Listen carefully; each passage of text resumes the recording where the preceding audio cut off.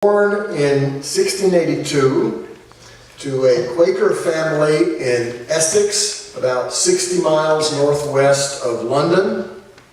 He was a third-generation Quaker.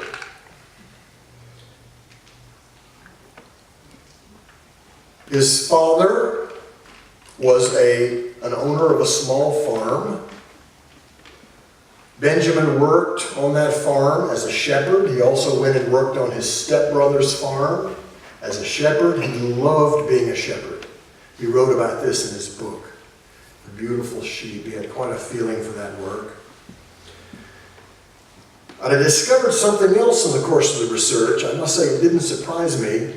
And I discovered in Benjamin's father's will that he was going to inherit the family farm if he would just stay in Copford.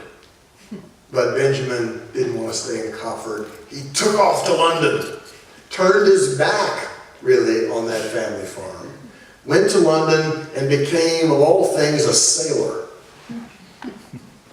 Went to sea for about 12 years.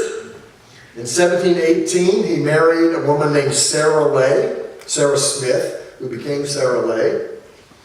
She was also a little person. She was also committed to abolition. And Benjamin and Sarah then in 1718 went to the island of Barbados. Benjamin had been fighting with some of the Quakers in London. I think he decided to get away. He went to Barbados and opened a little shop on the waterfront. This is a very important chapter in his life because Barbados was at that time probably the leading slave society in the world. And he saw all the horrors. And those horrors had a dramatic impact on both him and Sarah.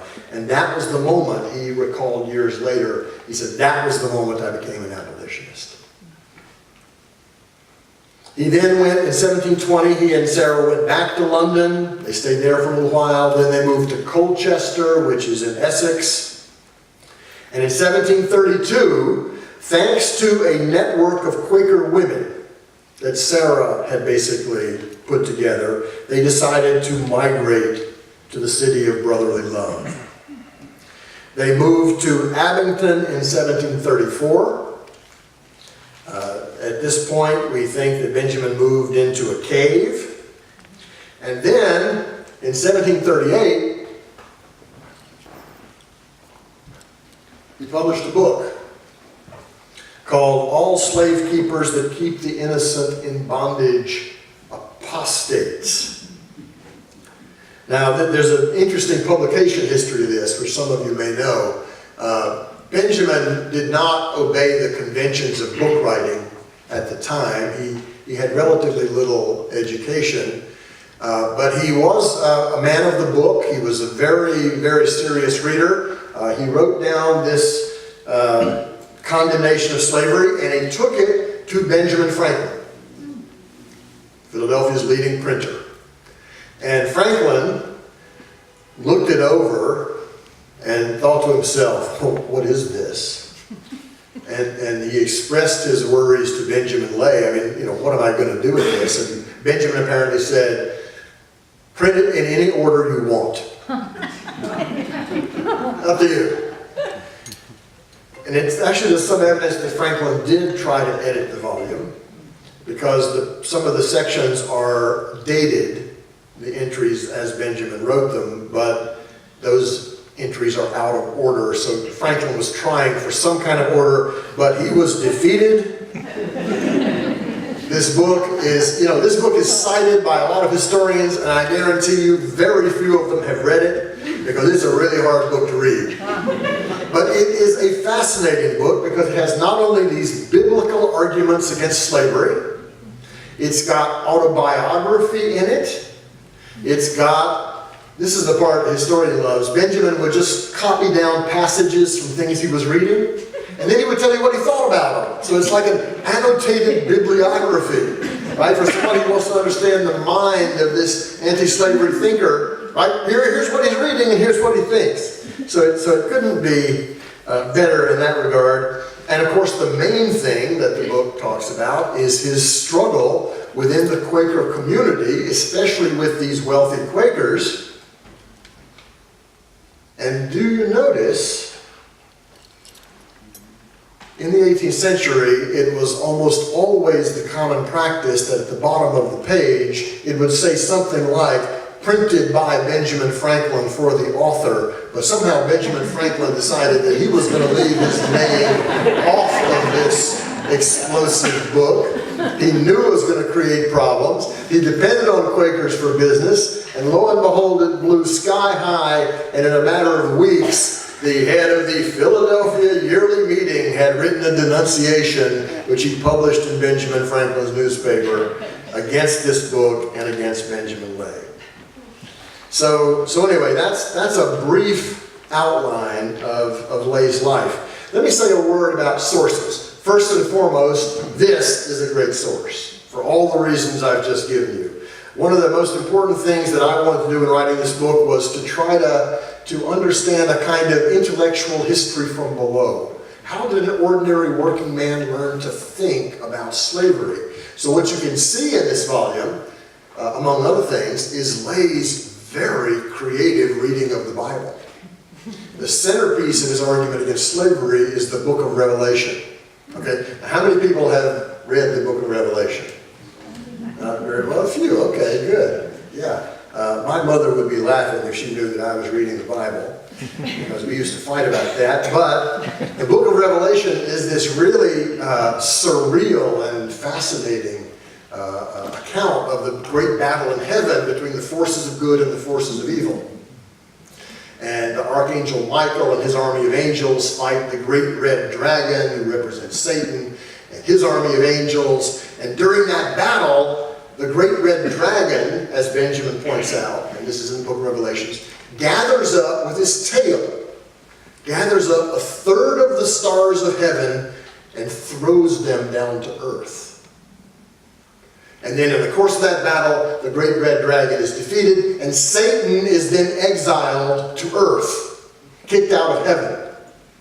Right? And when Satan gets down to earth, those stars sprout, and out of those seeds grows the class of slave owners. And do you see the implications of this? Slave owners are the spawn of Satan. And therefore you must not cooperate with them in any way. This is one reason why Benjamin Lay could not compromise. Okay, so this is a great source. There are two other main body of sources, and I must say I'm so grateful that Quakers are good record keepers. I read records in Philadelphia, in London, in Colchester, and I read quite a few Quaker records who were explaining exactly why Benjamin was in trouble. Because he spent his life in trouble with Quaker authorities. Those were very useful. And then the third foundation of the sort of documentary basis of this work is really stories. Now, Benjamin Rush, who was a signer of the Declaration of Independence, a Philadelphia physician and reformer, wrote in 1790, in really what amounted to the first biography of Benjamin Lay, he said, Benjamin Lay in his day was probably the best known man in all of Pennsylvania. Now that's a remarkable statement, but it's not hard to understand why that was true. Because everybody told stories about Benjamin Lay. Whether it's his bare leg in the snow, or the message that he sent to his slave-owning neighbors, everybody repeated these stories. And actually Rush, and then Roberts Vaux, his second biographer, talked to a lot of old Quakers who knew Benjamin. He gathered up their stories. People began sending stories into the newspapers about Benjamin Lay. So this actually becomes a third very important body of sources. Now they have to be used with great care, but I do think they do amount to a consistent portrait of Benjamin Lay, and I've also checked these against other sources wherever possible. So let's think about this question of how Benjamin Lay broke through. How did he actually break through? My argument in the book is that Benjamin Lay's radicalism is the result of 5 discrete ideas that he basically rolled into one.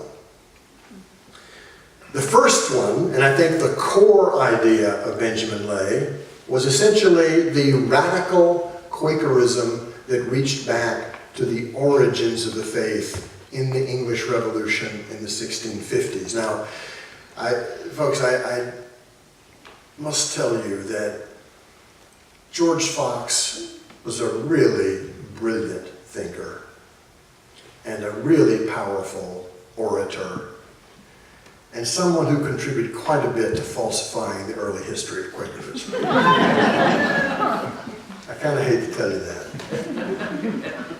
Okay, I see one fist pump. Because it turns out that in the early days of Quakerism, Fox was really the co-leader of the movement with another man named James Naylor. James Naylor was the leading theologian of early Quakerism, and he was a lot more radical than Fox. He was, there's a word for this, and I want to teach it to you. He was an antinomian. An antinomian was basically someone who believed that by virtue of the quality of their faith, that they were above the law. That because of a direct connection to God, they were above the law. The word literally means against authority. Anti and nomos, the Greek, meaning the law or the authority. Now, all Quakers were a little bit